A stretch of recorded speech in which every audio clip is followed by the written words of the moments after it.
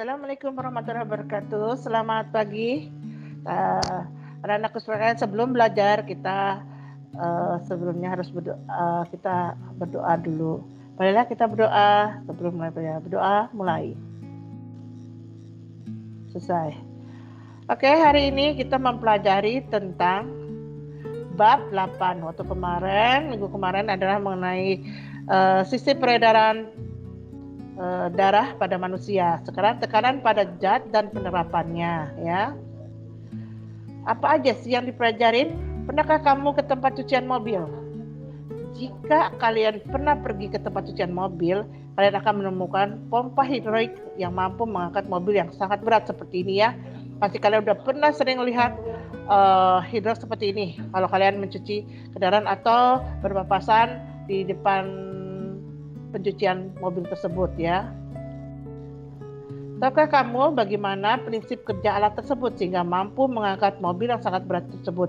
Nah, apa yang membuat mobil ini bisa terangkat ke atas dari bawah ke atas, ya? Ada yang tahu? Oke. Lebih tahunya, marilah kita mempelajari tekanan zat sehingga kita tahu mengapa tekanan zat harus dipelajari di bab ini. Tekanan zat dan penerapannya dalam kehidupan sehari, kita akan mempelajari tentang tekanan zat padat, tekanan zat cair, tekanan gas, ya. Tekanan zat padat ini itu berkaitan dengan rumus P sama dengan F per A, ya. Sedangkan tekanan zat cair mencakup tekanan hidrostatik yang rumusnya P sama dengan Rho kali G kali H. Dimanfaatkan pada pembuatan struktur bendungan air, itu tekanan hidrostatik, ya.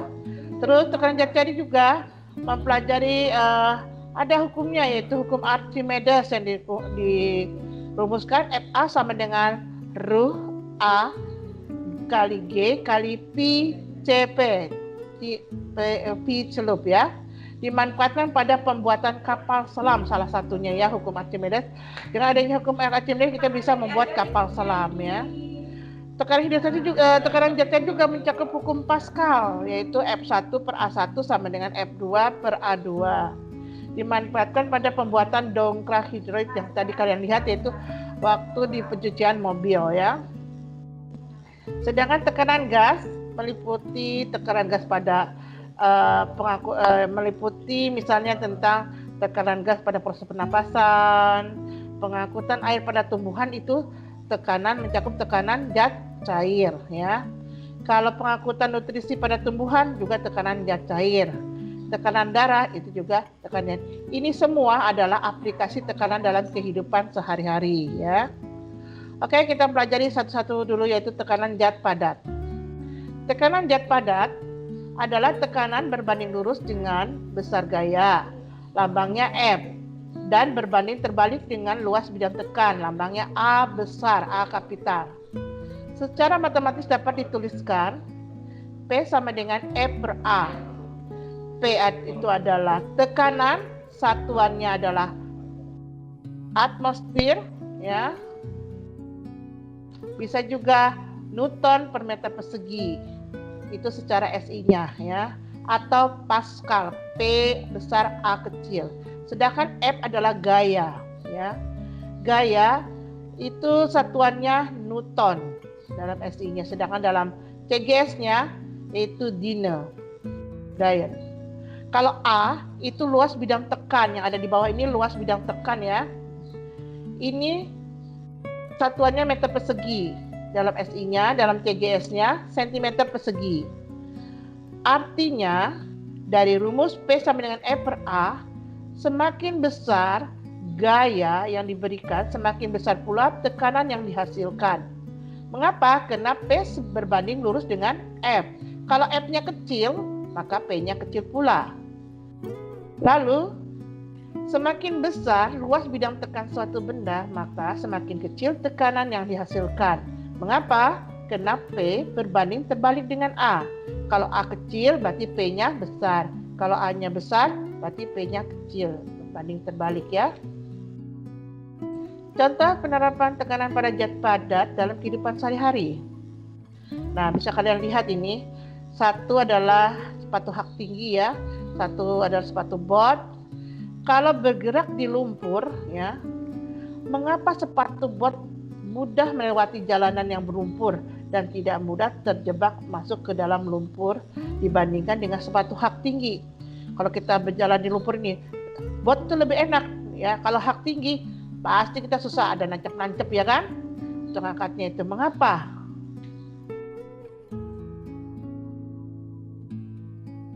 Karena sepatu bot memiliki permukaan pijakan lebih luas. Lihatin pijakan ini ya, lebih luas dibandingkan dengan sepatu hak tinggi.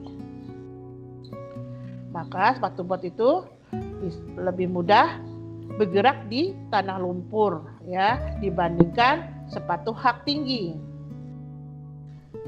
Sekarang contoh kedua adalah kaki angsa atau kaki bebek, bisa juga dengan kaki ayam. Mengapa? Angsa dapat dengan mudah mencari makan di tempat yang berlumpur, misalnya di sawah, sedangkan ayam kesulitan untuk mencari makanan di tempat tersebut. Itu bisa kita lihat di kakinya ya. Kaki ayam,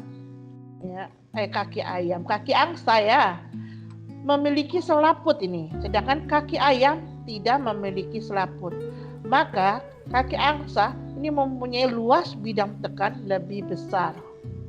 Maka tekanan yang dihasilkan lebih kecil, sedangkan kaki ayam luas bidang tekannya lebih kecil sehingga tekanan yang dihasilkan besar.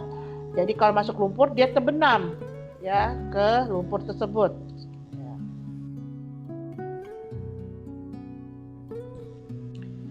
Lanjutnya pada contoh ketiga yaitu sirip ikan yang lebar. Ini sirip ya, akan memungkinkan ikan bergerak dalam air dengan bebas dan lincah. Karena sirip ikan memberikan tekanan yang besar ke air ketika digerakkan, sehingga ikan memperoleh gaya dorong air dari gerakan siripnya yang lebar. Contoh soal, Ani memiliki massa 50 kg, pergi ke pasar dengan menggunakan sepatu hak lancip.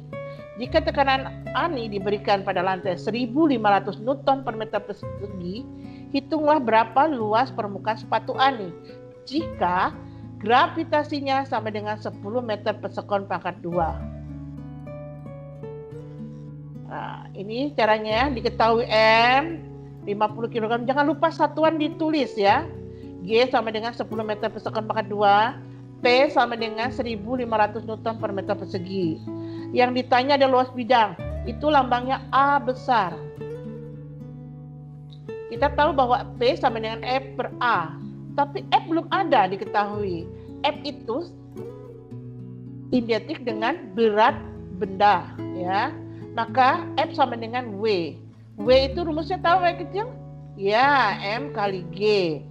M itu massa, cari M massa 50 kg. G-nya gravitasi, cari G.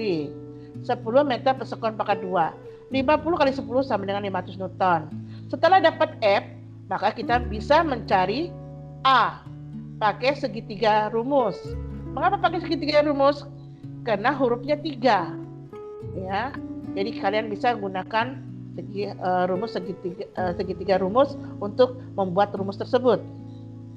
Untuk memudahkan kalian ya. Tapi begini juga bisa secara matematika ya. 1.500 Newton per meter persegi sama dengan 500 Newton per A. Maka A sama dengan 500 Newton per 1.500 Newton per meter persegi. Maka hasilnya 0,33 meter persegi. Itulah luas bidang yang dihasilkan. Tekanan zat cair sekarang ya. Apa sih tekanan zat cair itu? Tekanan suatu zat cair sebanding dengan kedalaman. Jadi sangat mempengaruhi tekanan zat itu dengan kedalaman. Atau nama lainnya kedalaman dan ketinggian. Lambangnya H kecil. Dan besarnya massa jenis. Lambangnya ruh ini ya, ruh. Bukan P, tapi kalau di buku kelihatannya P ya. Sebenarnya bukan P, tapi ruh. Agak melengkung gitu nah ya. Secara matematik dapat ditulis P sama dengan ruh kali G kali H. Artinya, semakin dalam zat cair, maka tekanan dihasilkan semakin besar. Kenapa? Karena P sebanding dengan H. H itu ketinggian atau kedalaman ya. Jadi kalau hanya dalam, semakin dalam betul, tekanannya semakin besar. Buktinya kalau kita menyelam semakin dalam, pernapasan kalian jadi sesak. Bisa juga kalau kalian paksakan menjadi suatu sumber kematian. Semua peredaran darah akan muncrat kemana-mana ya, dan berdarah di dalam air. Itu kalau tekanan kita tidak sebanding dengan tekanan di dalam air laut ya. Semakin besar massa jenis zat cair, semakin besar pula tekanan yang dihasilkan. Atau sebaliknya, mengapa? Karena P sebanding dengan Rho. Kalau Rho-nya besar, ya P-nya besar. Kalau Rho-nya kecil, P-nya kecil. Karena berbanding lurus. Contoh penerapan tekanan pada zat cair dalam kehidupan sehari-hari. Waktu kita berenang ya, pada saat berenang semakin dalam kita menyelam, maka telinga akan terasa sakit. Karena semakin dalam kita menyelam, maka tekanan hidrostatik semakin besar. Ya. 2 adalah pembuatan bendungan. Mengapa tukang bangunan yang membuat dinding bendungan bagian bawah lebih tebal daripada bagian atas? Karena berdasarkan konsep tekanan hidrostatis, bahwa semakin dalam maka tekanan hidrostatik akan semakin besar. Dinding bendungan bagian bawah dibuat lebih tebal dari bagian atas agar bendungan tidak jebol. Karena tekanan zat cair terbesar berada pada dasar permukaan zat cair. Ya. Pemasangan infus. Sebelum infus dipasang, biasanya dilakukan pengukuran tekanan darah pasien. Karena pemasangan infus harus memperhatikan tekanan darah pasien, di mana tekanan infus harus lebih tinggi dari tekanan darah pasien agar cairan infus mengalir ke dalam tubuh pasien. Jadi harus tinggi ya. Kalau nggak tinggi ya dia nggak akan mengalir ke dalam tubuh pasien. Berdasarkan prinsip dari tekanan zat cair ya. Jika tekanan darah pasien lebih besar dari tekanan cairan infus, maka terjadi darah pasien akan mengalir melalui selang infus menuju kantong infus ya. Jadi hati-hati yang memasang infus, jangan sembarangan. Kita harus tentukan dulu tekanan darah pasiennya, terus setelah itu baru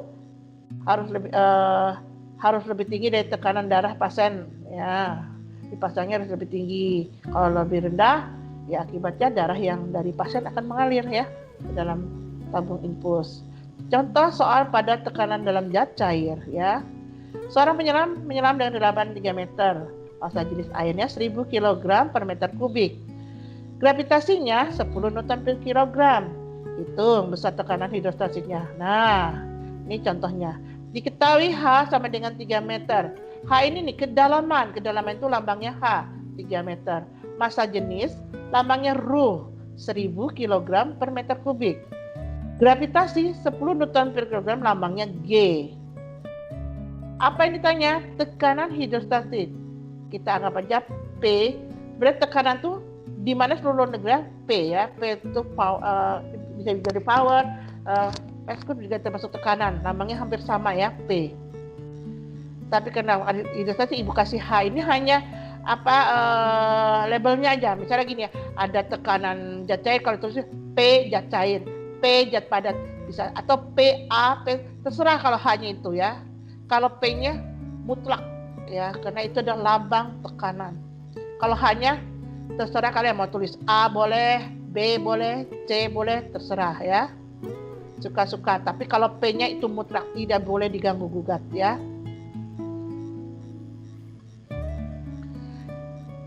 P sama dengan Rho kali G kali H. PH maksudnya tekanan hidrostatis sama dengan 1000 kg meter per kubik kali 10 Newton per kilogram kali 3 meter sama dengan 30.000 Newton per meter persegi ya.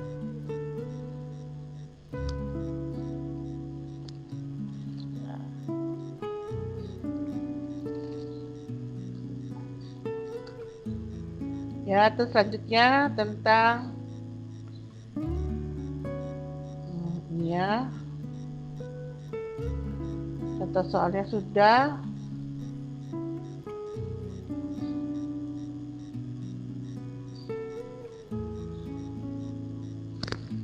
Gak ada besar.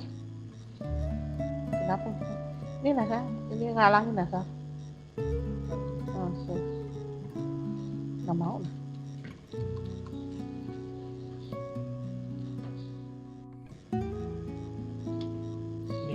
Ya, hukum Archimedes. Ya bukan, sebelumnya.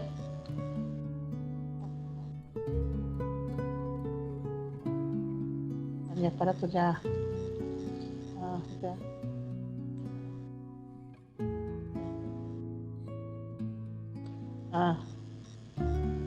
Ya, kan hukum Archimedes. Oke.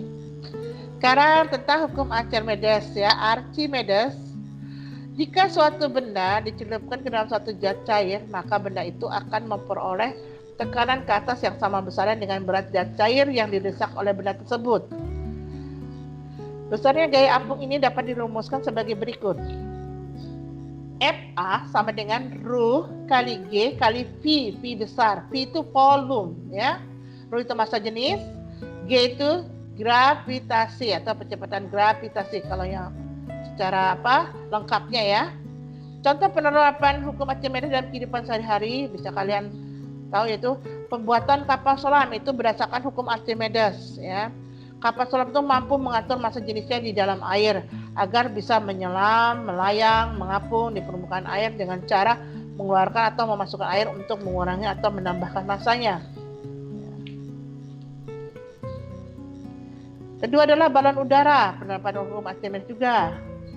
Agar dapat melayang di udara, balon udara diisi dengan gas yang memiliki massa jenis lebih kecil daripada massa jenis udara di atmosfer. Makanya dia bisa terbang ya.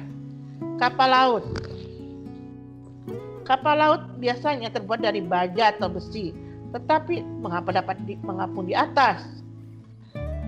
Karena gaya angkat kapal sebanding dengan berat kapal.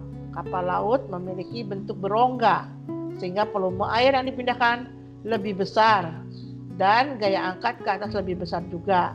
Jadi volume air yang dipindahkan lebih besar dan gaya angkat ke atas lebih besar juga.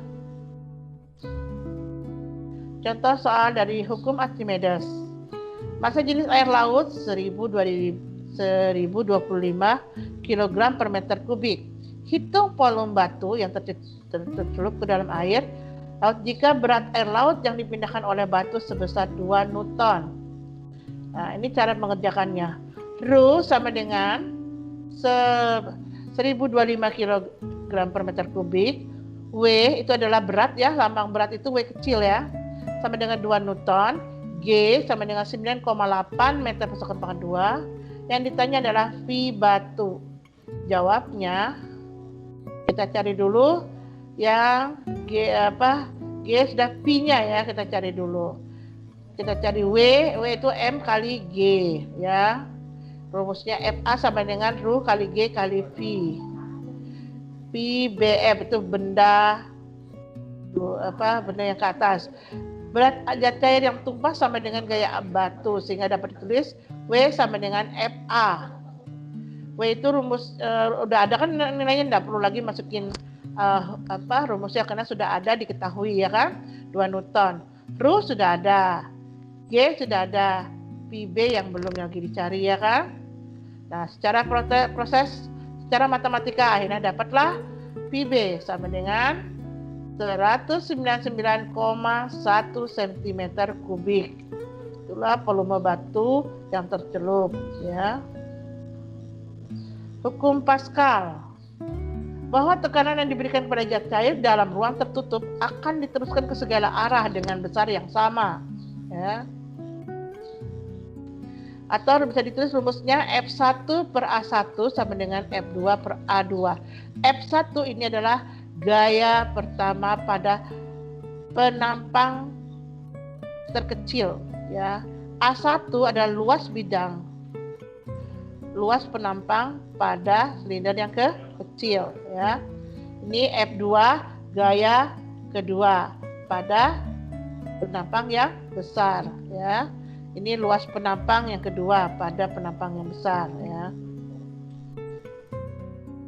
Alat-alat yang bekerja berdasarkan hukum Pascal itu bisa kalian tahu ya, doka hidrolik ya, mesin pengangkat mobil, hidrolik. Doka hidrolik itu yang untuk ganti ban itu loh ya. Mesin pengangkat mobil hidrolik, kempa hidrolik, elevator hidrolik, rem hidrolik. Ada lagi nggak selain itu? Oh iya betul. Kursi pasien dokter gigi, betul. Ada lagi? Oh iya betul. Ada di rumah sakit ya, tempat tidur pasien rumah sakit yang secara dalam bisa bergerak-gerak ya. Iya. Contoh soal pada hukum Pascal ya. Luas pengisap diketahui A1 sampai dengan 50 cm persegi pengisap ya. Sedangkan luas pengisap A2 adalah 250 cm persegi. Jika pengisap A1 diberi beban 100 Newton, berapa gaya minimal yang harus bekerja pada A2 agar beban tersebut dapat diangkat? Nah, ini contohnya ya. Cara mengerjakan seperti ini. A1 dengan 50 cm persegi, A2 sama dengan 250 cm persegi, F1 sama dengan 100 Newton. Yang ditanya F2. F1 per A1 sama dengan F2 per A2. Diolah secara matematis, maka ditemulah F2 yaitu 200 Newton. Aplikasi konsep tekanan zat cair pada makhluk hidup, yaitu pada pengangkutan air dan nutrisi pada tumbuhan. Kita tahu bahwa silen dan phloem adalah jaringan yang berperan dalam sistem pengangkutan. Air dan mineral dari dalam tanah akan diserap oleh akar, kemudian diangkut melalui silem ke bagian batang dan daun tumbuhan. Zat makanan yang dibuat di daun akan diangkut lagi melalui phloem ke bagian lain tumbuhan yang merupakan zat makanan. Gerak air dan zat hara ini dapat terjadi karena 3 faktor, yaitu karena adanya daya tekan akar, makanya air bisa naik ke atas ya. Tekanan akar mendorong air bergerak ke atas karena proses osmosis ya. Kedua, daya kapilaritas batang. Daya kapilaritas ini terbentuk akibat kontak antara air dengan permukaan bagian dalam pembuluh di batang. C. Daya isap daun. Daya isap daun ini terjadi akibat keluarnya uap air melalui stomata atau mulut daun. Tekanan zat cair dalam tubuh manusia. Itu pertama adalah yang adalah osmosis dan tekanan osmotik. Difusi suatu pelarut melalui membran semipermeabel di mana zat terlarut tidak terbawa. Itu namanya osmosis dan tekanan osmotik ya. Encer jadi pekat. Ini peristiwa osmosis ya. Difusi suatu pelarut melalui membran semipermeabel di mana terlarut tidak terbawa. Osmosis dalam tubuh manusia. Laju keluar molekul air yang keluar masuk sel harus tepat sama atau isotonik ya. Ini adalah osmosis pada sel tubuh ya.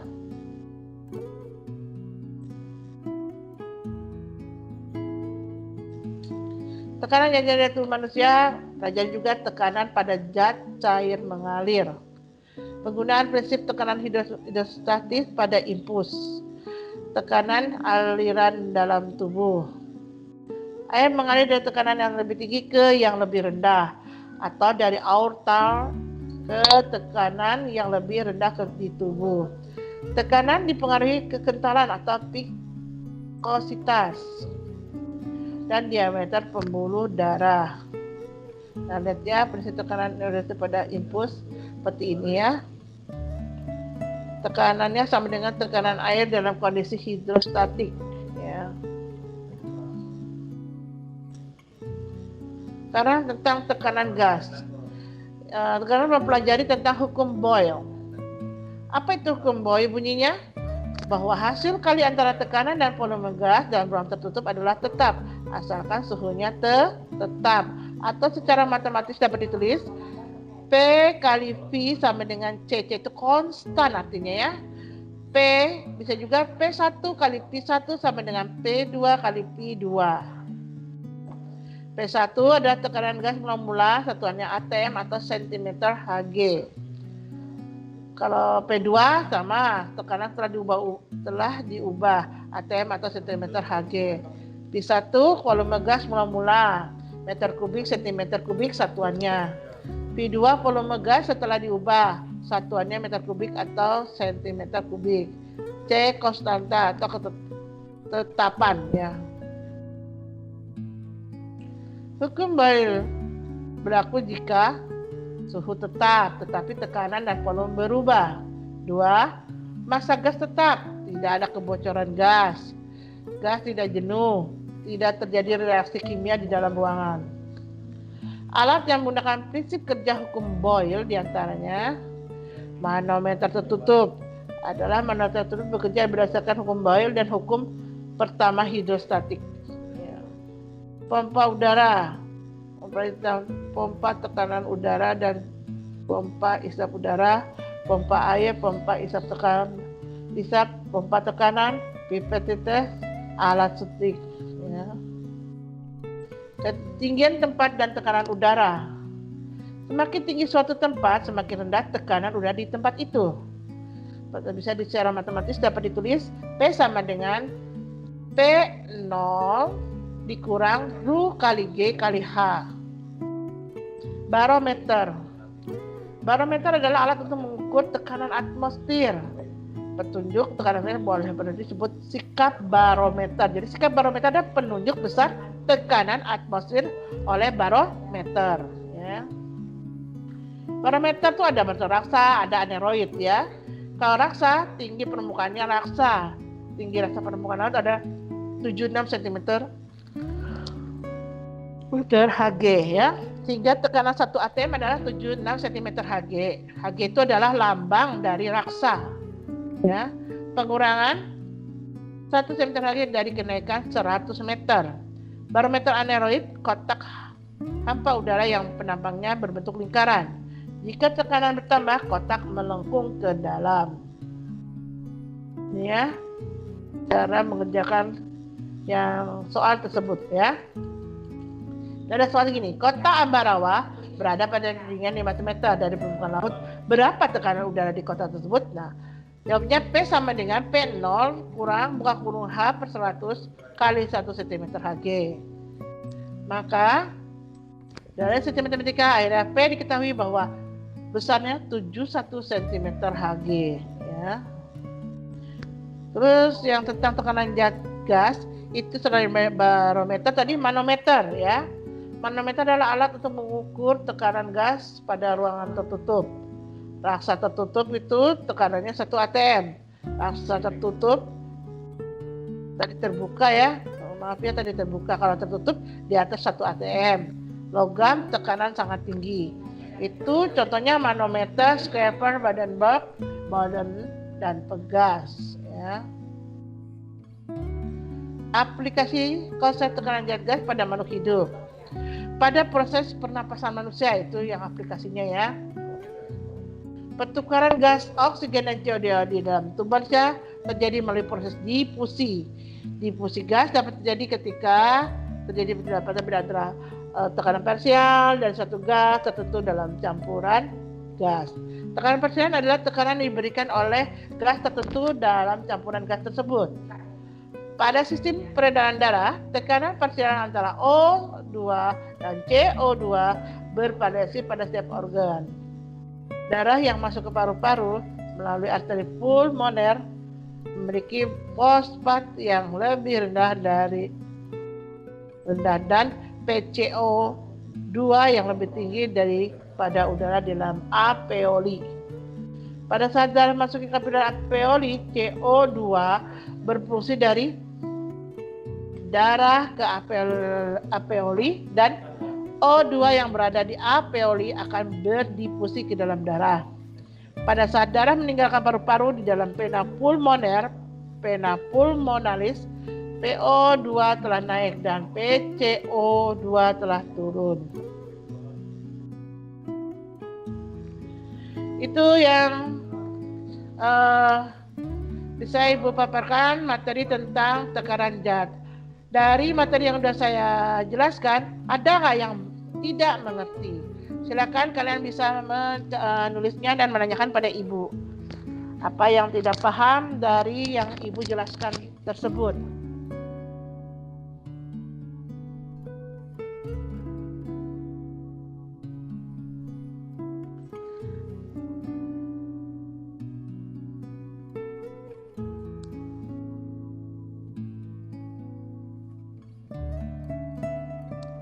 pertanyaan kasar?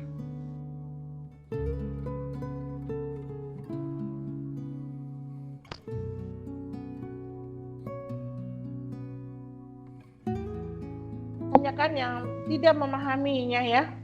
Jangan diam aja ya. Karena setelah ini pasti nanti ada tugas dari ibu ya, baik ibu maupun Bu Herlina ya.